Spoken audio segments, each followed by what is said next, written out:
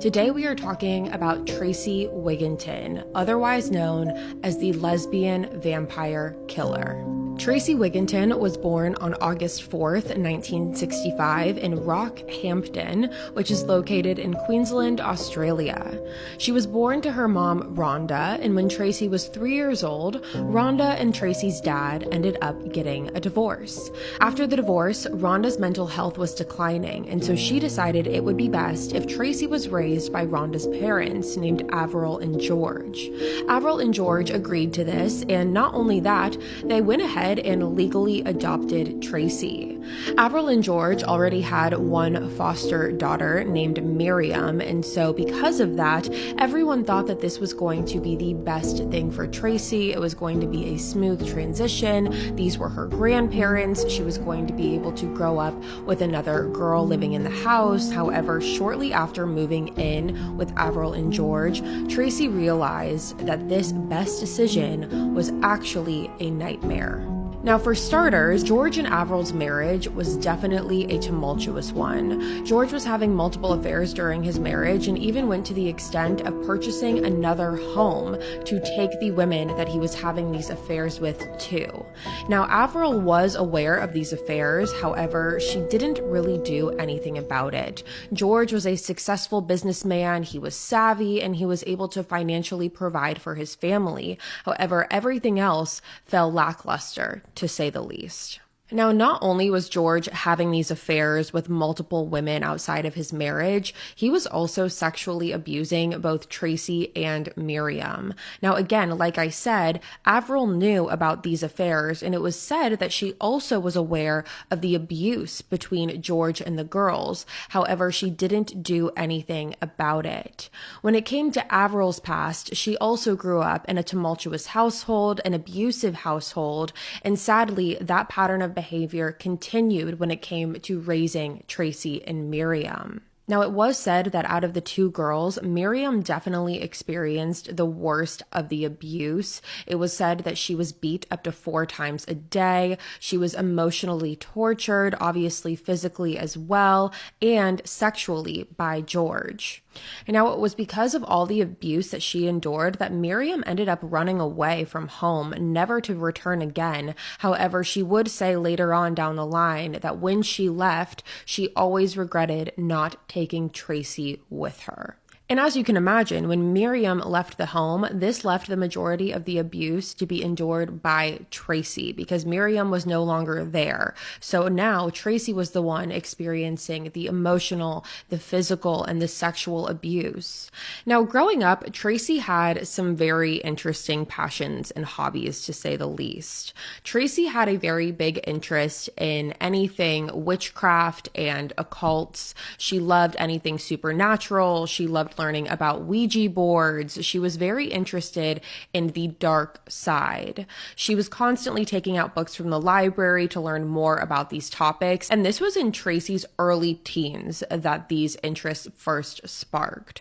Tracy was also described as someone who was very quiet. She wore all black clothes all the time. She kept to herself. She was very timid, very shy, and from an outsider's perspective, people who knew Tracy, they described her as being somewhat of an outcast because of these things. It definitely separated her from the rest of her peers.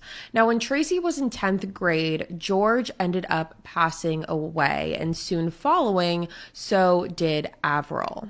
Now, when they died, Tracy took this as an opportunity to move back in with Rhonda, her mother, in order to potentially repair their relationship. Tracy initially had a lot of hope for this. She wanted to have a close relationship with her mother. However, it didn't take long to realize that this relationship could not be mended. It was reported that Rhonda did not approve of the content that her daughter was consuming, all of the books that she was reading about the dark subject matter, and along with that, it was also said that they didn't get along because Tracy came out as gay during this time, and Rhonda did not approve. So because of those two things combined, it really created a tension-filled household, and so because of that, Tracy decided to move out. So when Tracy moves out of the house with Rhonda, she ends up moving in with some of Rhonda's friends. It was a couple named Catherine and Ron. So Tracy moves in with them as well as the daughter that they had. However, shortly after Tracy moved in with Catherine and Ron began sexually abusing Tracy. Now, as you can imagine, it almost feels like Tracy really just can't catch a break.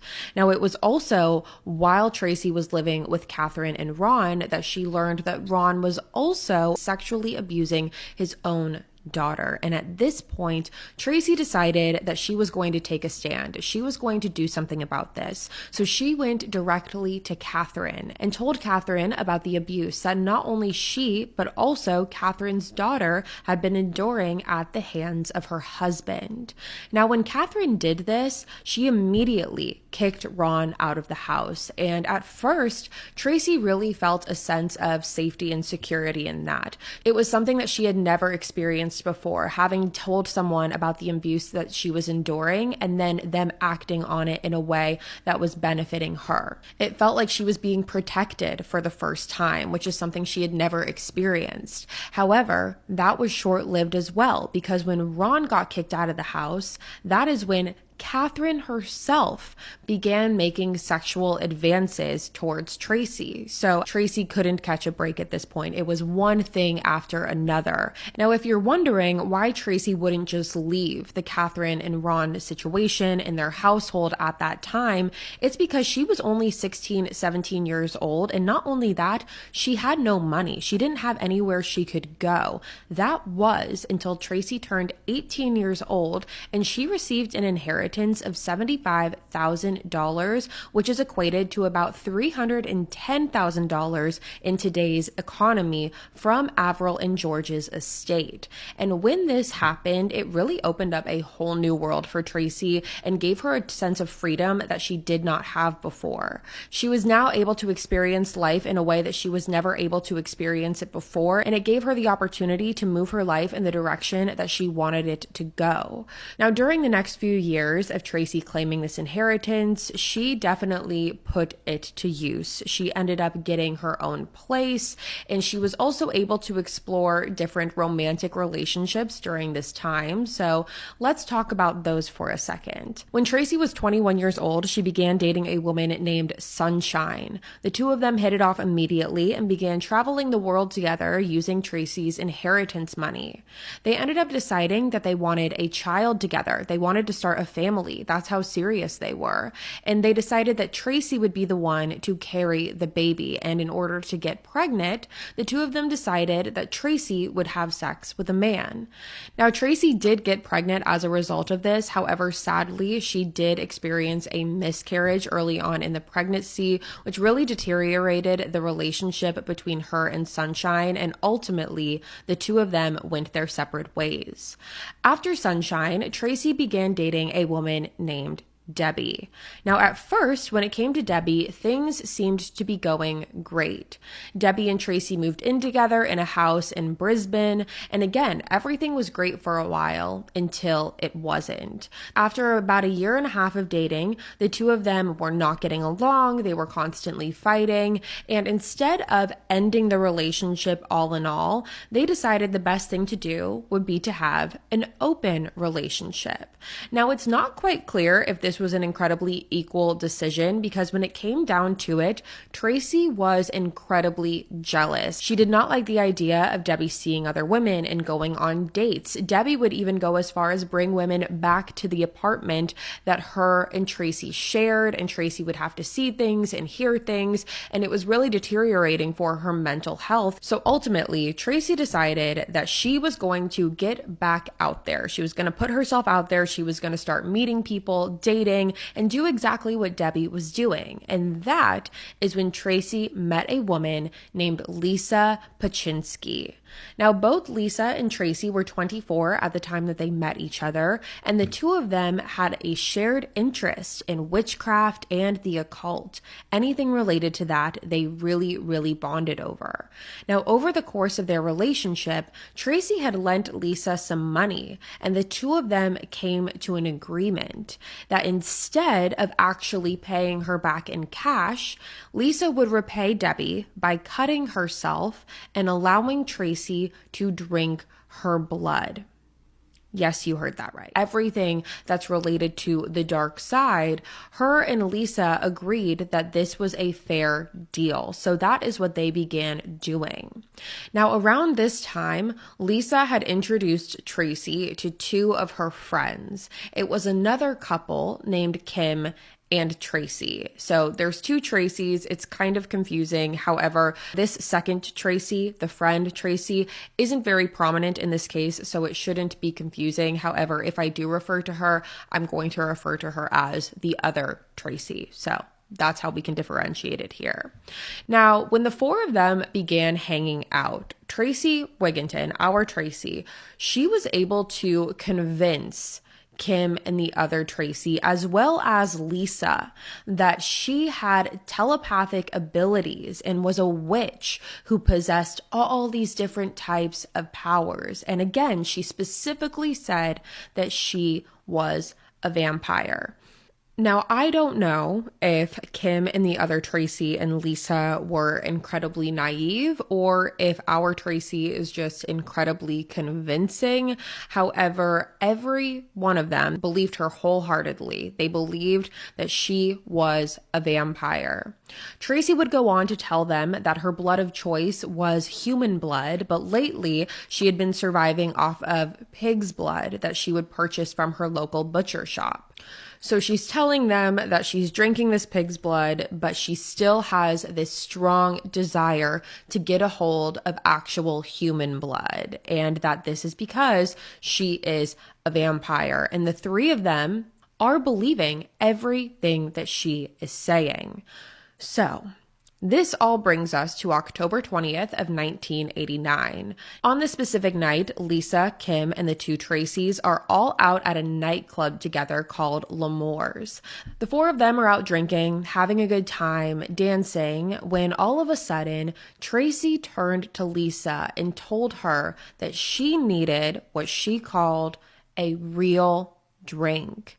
She went on to say that this was the night that she needed to find someone to drink their blood.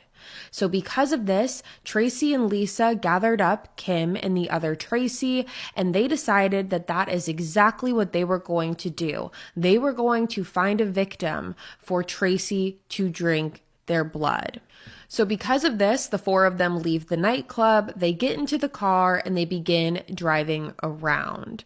Now, to this day, Kim, Lisa, and the other Tracy said that they went along with this. They went along with what Tracy was saying because they claimed that they were afraid of her because she seemed so serious. She was saying that she was a vampire, and they didn't want to get in the way of her drinking someone's blood. And I know what you are probably thinking. It quite literally sounds wild, which is why some people believe that more than anything, the friends just wanted to see if Tracy would actually follow through with it more than anything else. Now, while the four of them were driving around, this is when they spot 47-year-old Edward Baldock walking out of a bar in Kangaroo Point. Now, apparently, when Edward walked out of the bar, he was by himself, stumbling, and it was apparent to them that he was very intoxicated. When Edward walked out of the bar, he walked towards the side of the road to hail a cab. However, instead, Tracy and her friends pulled up and rolled down their window. When talking to Edward, they told him that they could give him a ride home and also promised him sexual favors. So he got in the car.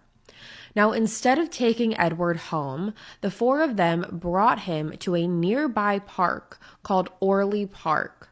Orley was approximately 10 minutes away from where they originally picked Edward up from. Now, when they arrived to this park, Tracy told Edward that he should follow her down to the pond at the park with Kim and Lisa, leaving the other Tracy in the car.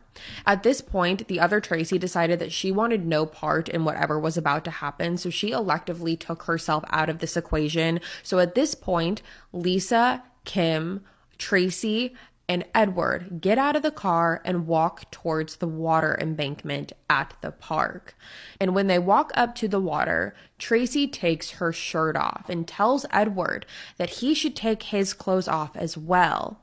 Now at this point, Tracy walks away for a moment to get herself situated for what was about to happen. Now, even though Tracy was the one who wanted to drink Edward's blood, the initial plan was that Lisa was actually going to be the one to stab Edward in the neck using Tracy's knife and then letting Tracy drink his blood.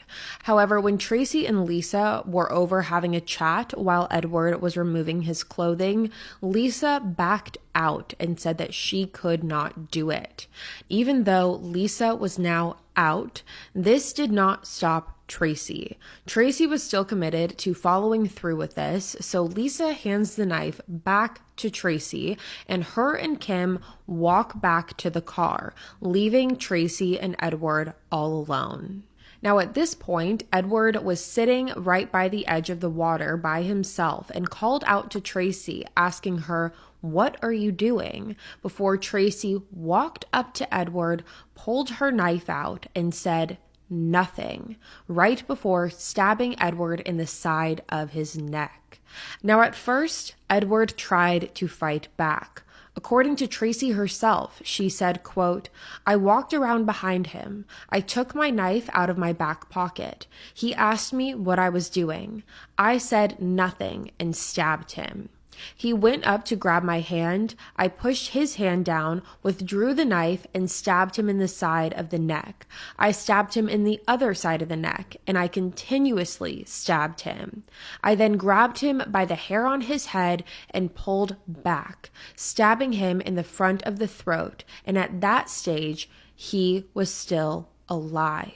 Now, all in all, Tracy ended up stabbing Edward a total of 27 times on his face, neck, his back, before ultimately slitting his throat. After she finished stabbing him, Tracy began drinking Edward's blood directly from his stab wounds. After she had satisfied herself with the blood that she had drank, she walked down to the water and cleaned herself as well as the knife off before returning back to the car, leaving Edward's body in the middle of the park.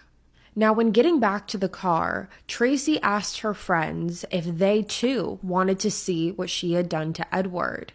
Now, during this moment, Tracy's friends claimed that she smelt like blood. Kim and Lisa decided that they would get out of the car to check on the body because they didn't know what to believe. They weren't sure if Tracy actually followed through with this. So the two of them get out of the car, leaving the other Tracy still in the car. Like I said, she wanted no part of this at this point. So she remains in the car. That is when Tracy led Lisa and Kim over to Edward's brutally murdered body.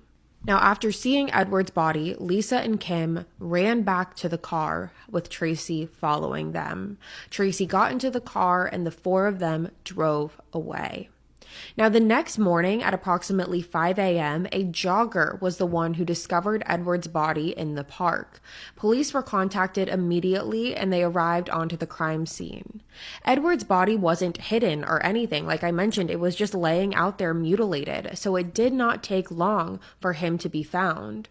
When police arrived on the scene, they began canvassing and they did notice something very, very important. Police discover that inside of Edward's shoe, which is laying right next to his body, there was an ATM card left inside the shoe. Now, when they pulled out the card, they noticed that the card did not belong to Edward, but in fact belonged to Tracy Wigginton. Now, you would think when police would see this, they would think that this was the smoking gun in this case, but it wasn't like that initially. At first, police really didn't truly believe that the killer would be sloppy enough to leave back such a vital piece of evidence. But still, because police had this ATM card, they were able to obtain Tracy's address and drove over to her house to ask some questions. Now, when speaking to Tracy, Tracy did claim that she was in the park that night, however, denied ever seeing or killing Edward. And at first, police believed her, and a big part of this, surprisingly enough, was because police did not believe that based off of the brutality of the crime scene, that a woman was capable of doing something like that, especially because her and Edward had no known connection. This was not someone that Tracy knew. So Tracy claims that she doesn't know how her ATM card got into his shoe, but she had nothing to do with it, and the police initially believed her. Now, several days had passed after the murder at this point, and police went back to Tracy again. At this point, they weren't approaching her as a person of interest or a potential suspect. They were just trying to see if Tracy could provide a piece of information that would help them in their investigation. But this time, Tracy changed her story. Tracy told police that her and her friends were in the park that night and they did see Edward's body, but instead of calling the police, they panicked and left immediately without notifying authorities. Now, when police hear this new story from Tracy, it definitely begins to raise some more questions, because why would you switch up your story so drastically? Police gather the names of the friends that Tracy was with that night and decide to go ahead and speak to them about what really happened. Now, when police bring the other Tracy, Kim, and Lisa in for questioning, they decide to question them individually, and it did not take long for them to come out with the truth of what really happened that night. Now, Lisa Pachinski was actually the first one to come forward and be honest with police about what happened. Lisa told police that Tracy was the one who murdered Edward. All three of the women were telling police the same thing, which was that Tracy was a vampire. And not only that, they claimed that she was the quote-unquote wife of the devil. They claimed that Tracy had supernatural powers and that they were all under Tracy's spell when the murder took place. They explained that Tracy expressed her desire to drink human blood, and that was the motivation for the murder. So with all of this new information that police are gathering, they officially go ahead and arrest Tracy Wigginton for the murder of Edward Baldock. Now, as you can imagine, when the media got a hold of this case, it was game over. This case was everywhere. Everyone was so highly invested in this because this was a case that truly sounded so outlandish. It sounded like a movie. Now, before this case ended up going to trial, Tracy had to be evaluated by several psychiatric experts to see if she was even fit to stand trial. So this consisted of her being under a hypnosis for 26 hours. During the hypnosis, Tracy revealed that she had 4 personalities inside of her. The first personality is what she claimed to be called Big Tracy. Tracy described Big Tracy as someone who was very anxious. This was a personality who was very nervous, very timid. Big Tracy had a conscience and was horrified by the murder and what she did to Edward. Then the second personality was Little Tracy. This was the Tracy that resented Tracy's former child self. This was the Tracy that was on edge and the one that had angst. Then the third personality is what she called the Observer. The Observer was the personality who was claimed to have no emotion whatsoever. He was just the observer. They sat back and watched as things happened. Then the last personality out of the 4 is what Tracy called Bobby.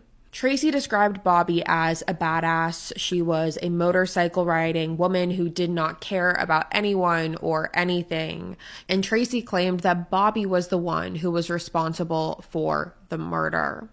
Now, based on all of this, multiple psychiatrists believe that Tracy had multiple personality disorder. However, you also had some other experts who believed that she was a really great actress. They believed that she was making this entire story up. However, regardless, the judge ultimately decided that Tracy was competent enough for trial. So when this case goes to trial, Debbie, which, if you remember, Debbie was the girlfriend that her and Tracy had that open relationship with, Debbie testified at trial. Now, it should be noted that Tracy came forward and said that if she had not gone out that night and murdered Edward, she would have drank Debbie's blood instead. So basically, Tracy is saying that she would have killed someone regardless. But Debbie took the stand during this trial and told the jury that the night of the murder, when Tracy got home that night, Debbie could tell that something was up with Tracy. She claimed that Tracy was not acting like her usual self. She was very on edge. She said that when she got home, she could tell that she had this huge adrenaline rush. Along with that, Debbie claims that Tracy told her, quote, "I want you in the bedroom right now. I've just seen a dead body," end quote. Now, without questioning that, Debbie claims that the two of them had sex and then went to sleep. Debbie claimed that during the night, Tracy was tossing and turning and kept mumbling to herself over and over, saying, quote, "This is real." Now, ultimately, Tracy was found guilty of the murder of Edward Baldock and was sentenced to life in prison with the possibility of parole after 13 years. Lisa was also found guilty and was sentenced to life as well. Kim was found guilty of manslaughter and was sentenced to 12 years, and the other Tracy was acquitted of all charges. Now, in 1996, Tracy did an interview from prison where she said that she was, quote, "in a blind fury" when she stabbed Edward, and claimed that while she was taking his life, she was letting go of the anger from the abuse that she endured during her childhood. She said, quote, "Murder is a terrifying experience. It's extremely scary to have that much power. It's playing God with life and death. Nobody should have that sort of power, but we all do," end quote. Now, while in prison in 2006, Tracy did assault a fellow inmate and a prison guard. However, she was ultimately released from prison on January 11th, 2012, after being granted parole after serving 23 years of her sentence. Now, since this, Tracy has really been living under the radar in Southeast Queensland, Australia.